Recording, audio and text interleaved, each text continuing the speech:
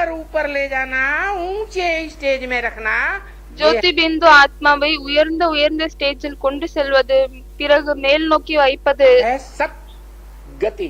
இதுதான் சத்கதி ஆகும்।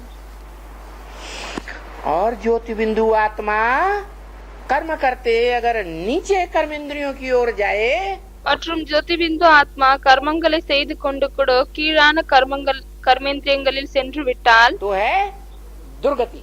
அப்பொழுது அது துர்கதியாகிவிட்டது। दु माने दुष्ट गति। து என்றால் துஷ்டகதி। यहाँ संगम में सदगति और दुर्गति, இங்கு சங்கம் யுகத்தில் சத்கதி மற்றும் துர்கதி का बेहद का अर्थ है। அதனுடைய எல்லைக்கு அப்பாற்பட்ட அர்த்தம்। ब्रह्मा कुमार कुमारी बच्चा बुद्धि हैं, பிரம்மகுமார் குமாரிகள் குழந்தை புத்திகளாக இருக்கிறார்கள்। उन्होंने उल्टा अर्थ लगा लिया। அவர்கள் தலைகீழான அர்த்தத்தை புரிந்து கொண்டார்கள்। क्या अर्थ लगा लिया? என்ன அர்த்தத்தை புரிந்து கொண்டார்கள்? है ब्राह्मण जीवन में सदगति का मतलब பிராமண வாழ்க்கையில் சத்கதியினுடைய பொருள் अच्छा अच्छा 36 प्रकार का भोजन खाते रहो। என்னவென்றால் நல்ல நல்ல 36 வகையான சாப்பாடை சாப்பிட்டு கொண்டே இருங்கள்। लोगों को प्रसन्न करके अच्छा अच्छा भोजन 1-2 दिन खिला करके प्रसन्न करके रवाना कर दो। மக்களை நல்ல நல்ல சாப்பாடு 2-3 நாளுக்கு கொடுத்து விட்டு ரொம்ப மகிழ்ச்சி ஆக்கி விட்டு அனுப்பி வையுங்கள்। खुश हो जाएंगे। அவர்கள் மகிழ்ச்சி அடைவார்கள்।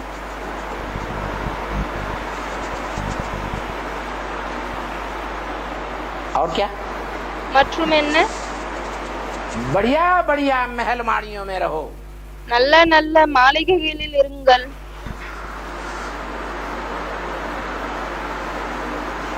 ये जो भी जिज्ञासु आते हैं ये सब मेरी प्रजा है। இங்க யாரெல்லாம் ஸ்டூடெண்ட் வராங்களோ அவங்க எல்லாமே என்னுடைய பிரஜைகள்।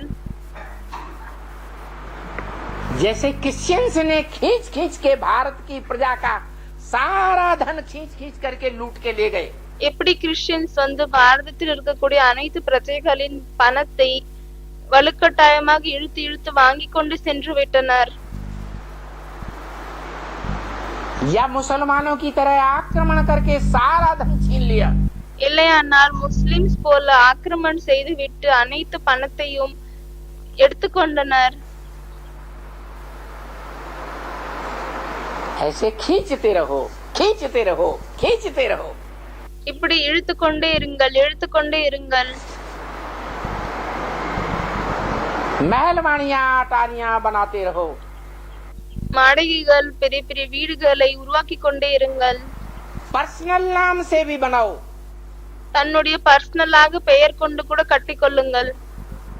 हर्जा नहीं। ஒரு பிரச்சனையுமே இல்லை। खाओ पियो मौज उड़ाओ। சாப்பிடுங்க தூங்குங்க குடிங்கள் மற்றும் நல்ல சந்தோஷமாக இருங்கள்। बढ़िया बढ़िया लक लके कपड़े पहनो। ரொம்பவே நல்லா ஷைனிங்கா இருக்கக்கூடிய துணியை போடுங்கள்।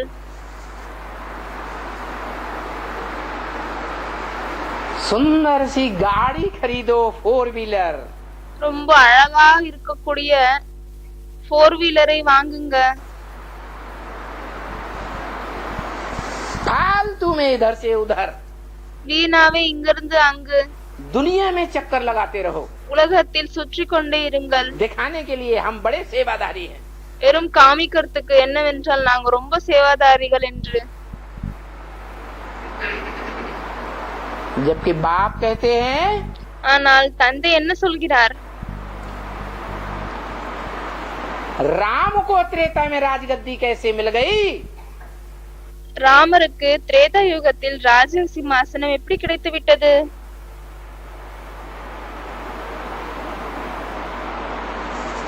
सीढ़ी के चित्र में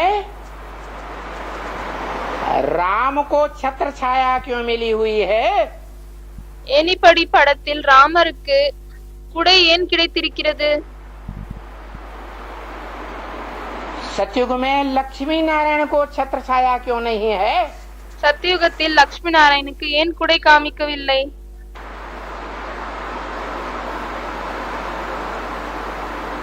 ये जो चित्र दिखाए हैं இந்த படம் காமிக்கப்பட்டிருக்கிறது. खास करके भारतवासियों के लिए जो सीढ़ी का चित्र है, விசேஷமாக பாரதவாசிகளுக்கு எந்த ஏணிப்படி படம் இருக்கிறதோ ये किस समय की यादगार है? இது எந்த நேரத்திற்கான நினைவார்த்தமாகும்? है? संगम युग की यादगार है। சங்கம் யுகத்தின் நினைவார்த்தமாகும். जो ईश्वरीय सेवा में ज्ञान का लेन देन करने में लगे रहते हैं, ज्ञान का मनन चिंतन मंथन करने में लगे रहते हैं, யார் ஈஸ்வரிய சேவையில் ஞானத்தின் கொடுக்கல் வாங்கல் மற்றும் மனச்சிந்தன் மந்தன் செய்வதில் ஈடுபட்டு கொண்டே இருக்கிறார்கள், मुरलियों के महावाक्यों का आलोड़न करने में लगे रहते हैं, முரளியின் மகா வாக்கியங்களை கேட்கும் விஷயத்தில் ஈடுபட்டு கொண்டிருக்கிறார்கள், उन सेवाधारी बच्चों को भगवान की छत्र छाया मिलती है। அந்த சேவாதாரி குழந்தைகளுக்கு பகவானுடைய குடை நிழல் கிடைக்கிறது. कैसी भी परिस्थितियां आ जाएं, எப்படிப்பட்ட சூழ்நிலைகள் வந்துவிட்டாலும் சரி, भगवान की छत्र छाया में उनका कोई बाल बांका नहीं कर सकता। பகவானுடைய குடை நிழலில் யாராலுமே அவங்களுக்கு எந்த ஒரு தொந்தரவையும் கொடுக்க முடியாது. दुनिया में भी कहते हैं, உலகத்திலும் கூட சொல்கிறார்கள், जिसका साथी है भगवान उसको क्या रोके आंधी और क्या रोके तूफान। யாருடைய துணையாளர் பகவானாக இருக்கிறாங்களோ அவங்களுக்கு என்ன புயல் எதால நிற்க முடியும், நிறுத்த முடியும் அப்படின்னு பக்தி மார்க்கத்தில் கூட சொல்கிறார்கள். तो राम को छत्र छाया दी है। ஆகவே ராமருக்கு தான் குடை நிழலை கொடுத்திருக்கிறார்கள். राजाई मिल गई, ராஜாங்கம் கிடைத்து விட்டது. अरे नारायण की राजाई चल रही थी, राम को राजा कैसे बनना हो गया? அரே நாராயணனுடைய ராஜாங்கம் நடந்து கொண்டிருந்தது, அப்படி இருக்கும் பொழுது ராமருக்கு எப்படி ராஜாங்கம் கிடைத்து விட்டது? क्योंकि ब्राह्मणों की संगम युग दुनिया में, ஏனென்றால் பிராமணர்களின் சங்கம் யுக வாழ்க்கையில் जो सतयुग में नारायण का पद पाने वाले लास्ट के नारायण हैं, 2 नंबर से लेकर 8 नंबर तक, யார் சத்தியுகத்தில் கடைசியாக ராஜாங்கத்தை பெறக்கூடிய நாராயணராக இருக்கிறார்களோ 2வது நம்பர்ல இருந்து 8வது நம்பர் வரை, उनका दुनिया में कोई गायन नहीं है। அவர்களுக்கு உலகத்தில் எந்த ஒரு பாடலும் இல்லை, उनकी कोई पूजा नहीं होती है, அவர்களுக்கு உலகத்தில் எந்த ஒரு பூஜையும் நடப்பதில்லை, उनके कोई मंदिर नहीं है। देखे, அவர்களுக்கு எந்த ஒரு கோயிலும் கூட இல்லை. பார்த்திருக்கீங்களா என்ன? सतयुग के अंतिम 7 नारायणों के मंदिर देखे, சத்தியுகத்தின் கடைசி 7 நாராயணனுடைய கோவிலை பார்த்திருக்கீங்களா? होते ही नहीं, இருப்பதே இல்லை. कोई यादगार नहीं बनती। क्यों? எந்த ஒரு நினைவார்த்தம் கூட உருவாக்குவதில்லை. क्यों ने? क्योंकि ஏனென்றால் ब्रह्मा मुख से जो ईश्वरीय महावाक्य बोले गए, उन महावाक्यों का मनन चिंतन मंथन नहीं किया।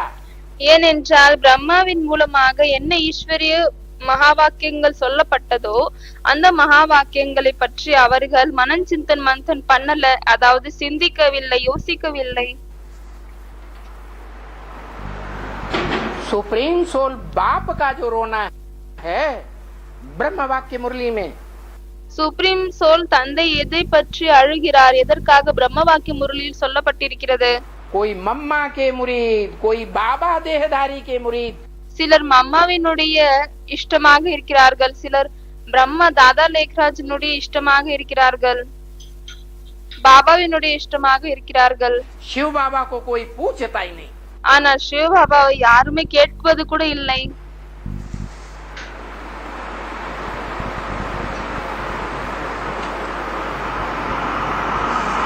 तो नहीं पूछते हैं, हवाई जहाजों में भागे भागे फिरते हैं, ஆகவே கேட்பது கூட இல்லை மற்றும் பிளைட்ல ஓடி சுற்றுகிறார்கள் जो बोला बिना ईश्वरीय सेवा के सिर्फ मान मर्तबा लेने के लिए எதற்காக சொல்லப்பட்டிருக்கிறது? ஈஸ்வரிய சேவை செய்யாமல் வெறும் தன்னுடைய மரியாதைக்காக घूमना फिरना भूतों का काम है। சுற்றுவது இது பேய்களின் வேலையாகும்। ऐसी आत्माएं यहाँ भी भूतों की तरह फालतू घूमना फिरना करती रहती हैं। அப்படிப்பட்ட ஆத்மாக்கள் இங்கு கூட பேய்கள் போல் வீணாகவே சுற்றுவார்கள்। यज्ञ का धन व्यर्थ करती रहती है। யக்ஞத்தினுடைய பணத்தை வீணாக்கி கொண்டே இருப்பார்கள்। है और भविष्य में भी மற்றும் வருங்காலத்தில் கூட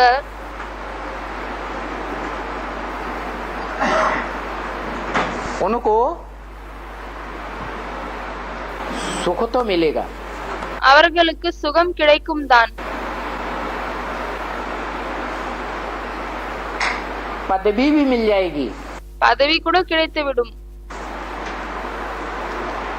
Narayan ji second third fourth அவர்களுக்கு பதவி கூட கிடைத்துவிடும்। என்னவென்றால் Narayan the second third fourth என்று, 8 நாராயண் the 8th। परंतु ஆனால் भक्ति मार्ग की दुनिया में उनका कोई मान मर्तबा होने वाला नहीं है। பக்தி மார்க்கத்தின் உலகத்தில் அவர்களுக்கு எந்த ஒரு மானம் மரியாதையும் கிடைக்க போவதில்லை। यहाँ तक कि और ही उल्टा हो जाता है। இப்படி பார்த்தீர்கள் என்றால் இன்னுமே தலைகீழ் ஆகி விடுகிறது। वही नारायण बनने वाली आत्माएं जिन्होंने அதே நாராயணனாக ஆகக்கூடிய ஆத்மாக்கள் ईश्वरीय महावाक्यों का मनन चिंतन मंथन नहीं किया, யாரு ஈஸ்வரனுடைய மகா வாக்கியங்களை பற்றி சிந்திக்கவில்லை, யோசிக்கவில்லை, அதை கடையவில்லை, ब्रह्मा मुख से निकले हुए महावाक्यों को महत्व नहीं दिया, பிரம்மாவின் மூலமாக வாயின் மூலமாக வெளியே வந்த மகா வாக்கியங்களுக்கு மகத்துவம் தரவில்லையோ, ब्रह्मा की गोद में खेलते रहे, பிரம்மாவின் மடியில் விளையாடி கொண்டே இருந்தார்கள், ब्रह्मा की गोद में खेलते रहे, மம்மாவின் மடியில் விளையாடி கொண்டிருந்தார்கள், देह को महत्व दिया, தேகத்திற்கு மகத்துவம் கொடுத்தார்கள்। वो देह का संग करने से कमजोर आत्माएं बन गई। அந்த தேகத்தின் தொடர்பில் வருவதால் பலவீனமான ஆத்மாக்கள் ஆகிவிட்டனர்। वही कमजोर आत्माएं नंबरवार नारायण அதே பலவீனமான ஆத்மாக்கள் தான் வரிசைகரமாக நாராயணன்கள்।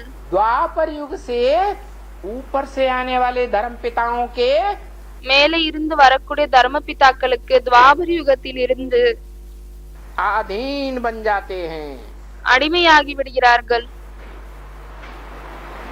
वो धर्म पिताएं उनके शरीर को कैप्चर करते हैं அந்த தர்ம பிதாக்கள் அவர்களுடைய உடலை கேப்சர் பண்றாங்க, பிடித்துக் கொள்கிறார்கள், और दूसरे धर्म में कन्वर्ट करके ले जाते हैं।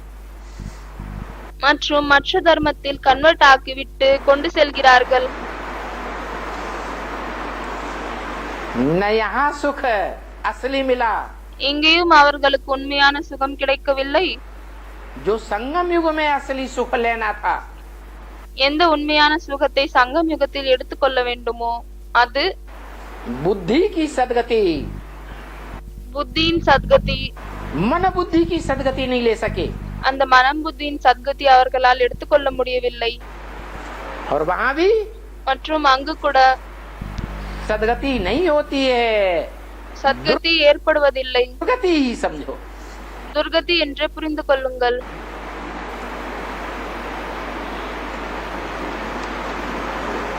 तो हम ब्राह्मणों के लिए सदगति का बेहद का अर्थ है। ஆகவே பிராமணர்களாக இருக்கக்கூடிய நமக்கு சத்கதியின் எல்லைக்கு அப்பாற்பட்ட அர்த்தம் இருக்கிறது। किसकी सदगति? எதனுடைய சத்கதி? शरीर के सुख की सदगति चाहिए। संगम में சங்கம் யுகத்தில் உடலுடைய சுகத்தின் சத்கதி தேவையா, या मन बुद्धि रूपी आत्मा की सदगति? இல்லையானால் மனம் புத்தி ரூபமாகி ஆத்மாவின் சத்கதியா? सत माने ऊपर, क्या सदगति। சத் என்றால் மேலே, சத்கதி. दो माने नीचे, து என்றால் கீழே, दुष्ट गति, அதுதான் துஷ்ட கதியாகும், राक्षसी गति। ராட்சசர்களின் நிலையாகும்.